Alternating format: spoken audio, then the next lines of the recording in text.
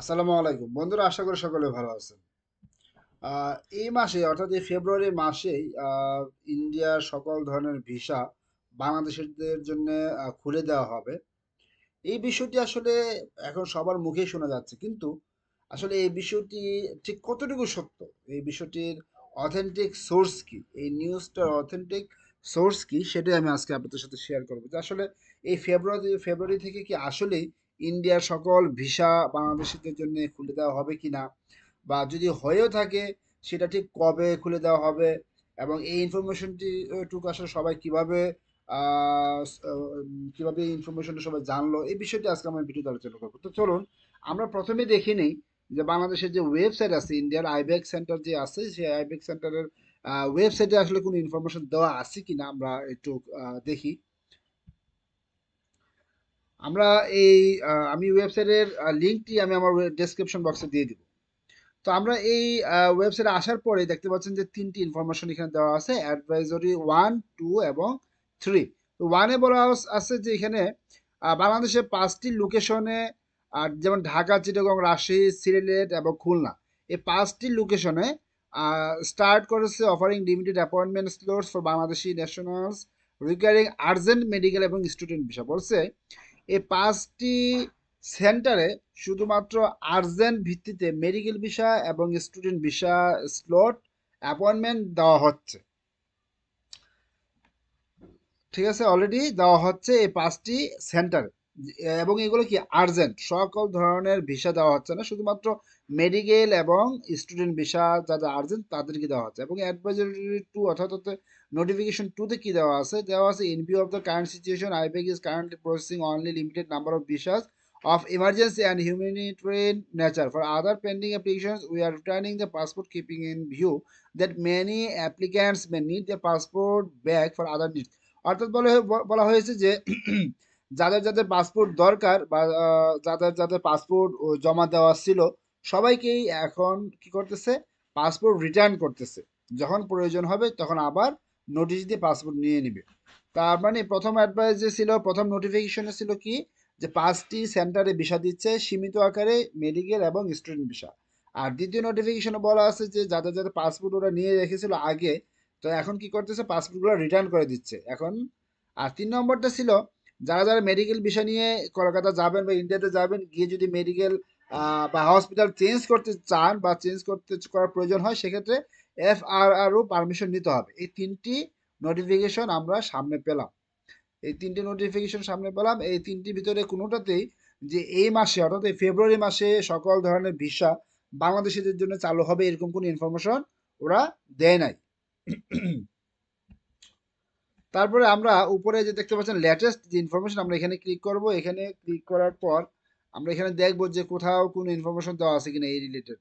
এটাতে দেওয়া নেই। আমরা নেক্সটে যাব, নেক্সটে লেখা আছে কি টেন্ডার, না টেন্ডার নিয়ে আমাদের কোনো কাজ নেই।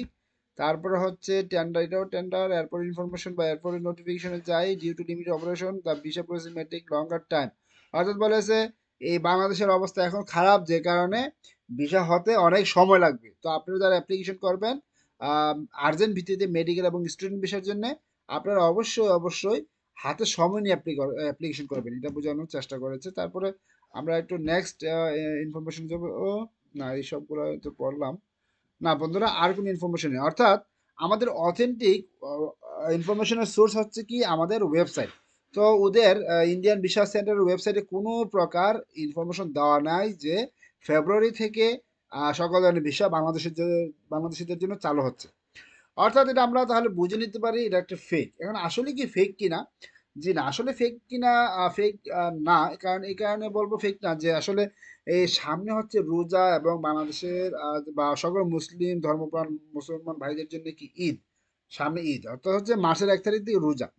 সেক্ষেত্রে কলকাতা বা ইন্ডিয়ার যত ব্যবসায়ী আছে, সবাই যদি এখন আমাদের সাথে ইন্ডিয়ার যে সম্পর্ক সেটা যদি ভালো না রাখে বা ভালো না করে, সেক্ষেত্রে তারা কিন্তু অনেক বড় একটি লসের, ক্ষতির সম্মুখীন হতে হবে বা হতে যাচ্ছে। যে কারণে কিভাবে ক্ষতি কি সম্মুখীন সম্মুখীন হবে, কেননা সামনে রোজা বা ঈদ, বাঙালিরা কিন্তু বেশিরভাগ কলকাতা বা ইন্ডিয়া থেকে শপিং করতে পছন্দ করে, যারা একটু হাই সোসাইটিতে বিলং করে। তো যাই হোক, তো ইন্ডিয়ার ব্যবসায়ীরাও কিন্তু আশায় থাকে যে বছরে একটা বা দুইটা ঈদে বাঙালিরা যাবে গিয়ে শপিং করবে, বাঙালিদেরকে কাছ থেকে ভালো ভালো দাম ওরা রাখতে পারবে।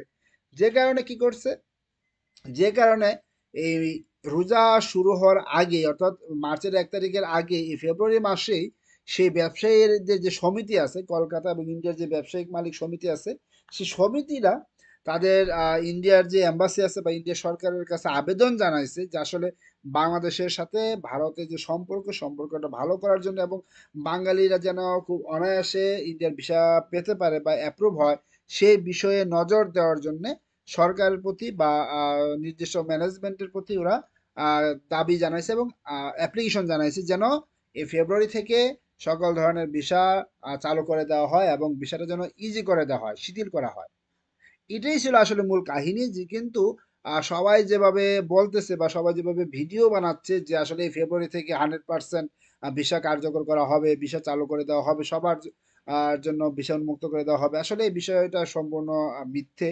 আসলে এরকম কোনো ইনফরমেশন আমি আপনাদেরকে দেখালাম যে আমাদের ওয়েবসাইটে এরকম কোনো ইনফরমেশন দেওয়া নেই। আর আমি এমনিতেও ইন্টারনালি আনঅফিসিয়ালি যেটা খবর পেলাম যে আসলে ইন্ডিয়া সরকারও চাচ্ছে বাংলাদেশের সাথে ইন্ডিয়ার একটা সম্পর্ক ভালো হোক এবং ভিসাটা যেন শিথিল করে দেওয়া হয়। তো যাই হোক, সবার জন্য দোয়া থাকবে যেন আমরা সবাই দোয়া করব যেন সবার সাথে সবার সম্পর্ক ভালো হয়ে যায় খুব শীঘ্রই। তো বন্ধুরা, যদি আরো ভালো ভালো বা আরো আপডেট পেতে চান তাহলে অবশ্যই আমার চ্যানেলটাকে সাবস্ক্রাইব করে আমার সাথে থাকতে হবে। তো ধন্যবাদ সবাইকে, ভালো থাকবেন, সুস্থ থাকবেন।